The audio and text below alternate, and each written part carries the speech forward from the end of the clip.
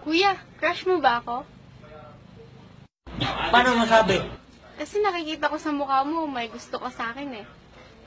Hindi mo na makikita sa sarili yung pangangatawan ng tao sa mukha ng tao. Oo. Eh bakit binigyan mo ko ng bulaklak, tapos binayaran mo pa yung nagbigay sa akin? Walang bayad-bayarin, kaibigan ko yun. Tatanungin kita, kuya. Mahal mo ba ako? Bakit mo ba ako tanungin? Eh kasi nga, sabi mo sa sulat na binigay mo sa akin, mahal mo ko. Ang gulo-gulo pa nga ng sulat mo eh. Mabilisan mo lang ba ginawa yun? Paano mo nasabi mabilisan? Nakatulog na nga ako sa sobrang tagal, paano mo nasabing mabilisan? Uy, kuya, aminin mo na kasi, may crush ka sa akin. Eh, paano ko naman aminin yun? Inamin mo na nga sa kaibigan mo na may gusto ka sa akin eh. Tapos magsisinungaling ka sa akin. Sinungaling ako dahil nasasaktan na po ako eh. Kung wala